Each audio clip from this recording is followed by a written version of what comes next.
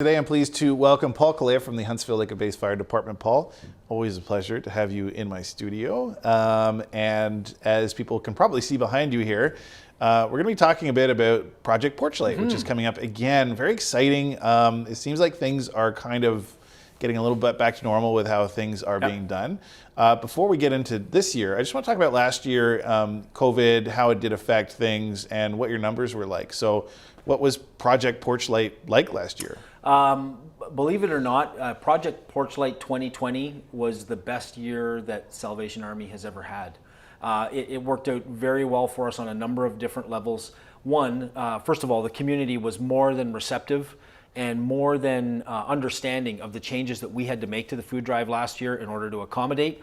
And they worked with us on it in doing things like making sure that they had food available and out for us at the end of the driveways or on the end of their deck or whatever. So because we removed the door knock part of it, where we would actually come and knock on your door if we saw your porch light on and wait for food or whatever.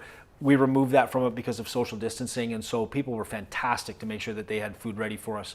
We were able to get a couple of different drop-off locations, so instead of having all of the members going to one spot to drop food off, we had the town hall was great in letting us use the Algonquin Theater, and United Church also pitched in with their facility there to allow food to be dropped off there from our members, as well as the Salvation Army Church.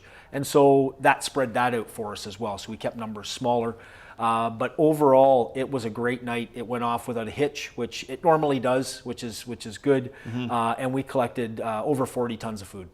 What was the feel like, Paul, amongst the firefighters that were involved, and I believe a few family members maybe were involved as well, helping because you couldn't have volunteers that night? Yeah. In years past, we've allowed other members of the community to come in, different service groups and things like that to assist. We weren't able to do that, and I'll be honest, we're going to stay with that same platform for this year as well. There was mixed emotions about it, in that the bigger group sometimes adds to more camaraderie, and we got together ahead of time, and there was pizza and there was a drink and things like that. So they hung out before we actually did the food drive. So a bit of a social. We didn't have that last year, so that was removed. But what it did do for our members is it did give them a chance to get together, because everybody had kind of been secluded, stay-at-home orders, things like that. This was an opportunity to get together with a small group of people, collectively as a large group, if you know what I mean, to get a job done. And it was a bit of normalcy for them, because we were able to continue through a traditional yearly event that we've done now for over 30 years and still have it, as opposed to everything was being canceled around us, right? And we still went forward with the food drive, and it provided that little bit of Christmas normalcy for everybody. So it was really good. I mean, I think a lot of people think of it as sort of an unofficial kickoff to the Christmas season for Huntsville specifically. In a lot of ways, yes. Yeah. And so it still remained that way, even though we didn't have a parade, we didn't have, the Christmas flyer, other things. We still had this very giving spirit event that really has a tone of Christmas to it. It does, for our community, right? Yeah, it does. I thought it was so amazing, and I think it feels nice to see the lights flashing and people coming around, and it does. It really feels like Christmas to me. So looking ahead to this year, you're kind of giving me an idea so far that we're going to see a bit of a similar tone in terms of volunteer help, right? Yeah. Well, so that format will be the same. We have the same service groups or emergency services that are helping us. We always are well supported by OPP and EMS through this as well. They provide noisemakers, so cars and ambulances and things like that. And it's always good to have them with us as well. So it's a large joint effort that way. The drop-off locations will remain roughly the same. One change we have made, it's an addition. We are allowing the Mars Runners, so the Muskoka Algonquin Runners Club, they've offered their services. And what they're going to do is a pre-food drive bag drop for us. Okay. So they've got, I think, just a little over 20 of the members from their running group. They're actually going to go into our subdivisions the week prior and hang a food drive bag on every doorknob. And on it will be attached a slip with a recommendation of the foods that the Salvation Army churches after. We met with them a couple weeks ago, and we had a really good conversation to get things up and running. And one thing they did say is that they do have specific needs, as much as they'll take anything. Like that's, they hardly turn anything away. I think the comment was they don't need any more chickpeas at the moment, and they have rooms full of craft dinner. So even though they are, kind of the two staples food groups. Yes.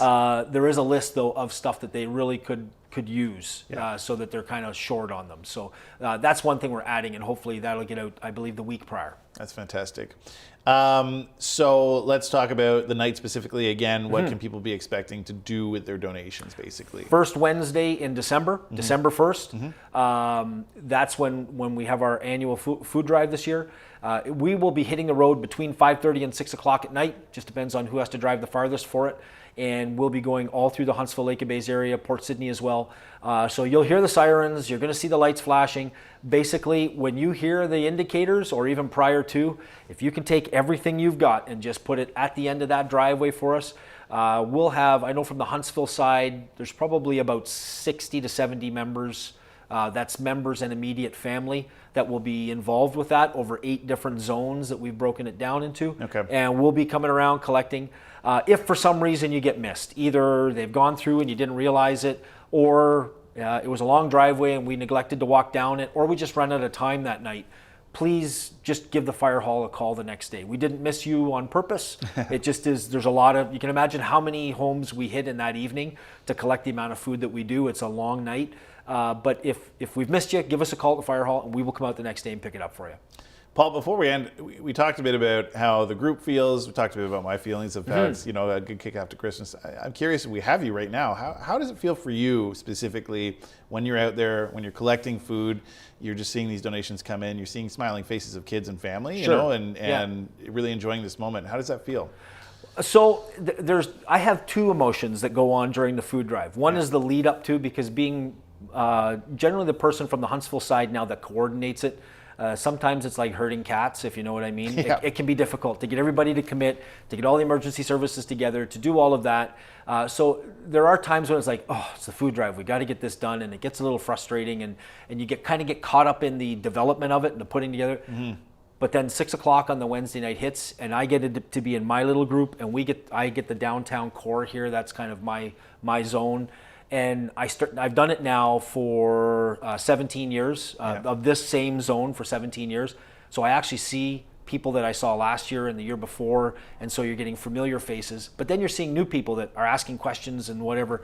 So it's a really good feeling just to be part of the community during that event, to know where all of that goes to, and to see how much of a need it actually meets is incredible. And to know that you can be part of that, even if it is just for 2 or 3 hours in a night, that's all our work is, and we get that done. It's pretty satisfying to know that as a community we can come together and rally and help out those that need it. It's fantastic. I love that sentiment. Thank you for coming in today. Thank you for the coordination of this very important event, which helps a very vital service in our community. I think it's not even enough to say we appreciate it, because it goes to all the members, that's for sure, because if you don't have the support, then it doesn't happen. That's amazing. Yeah. I think all the members deserve more than a pat on the back for doing this and taking their time to do this. So thank you to you and the members of Huntsville Lake of Bays Fire Department. And again, a reminder that December the 1st, just a couple of weeks away now, they will be taking donations. We'll remind you here on Cogeco News as well, but keep an eye out for those bags and lists, and hopefully we'll have a lot of donations come in.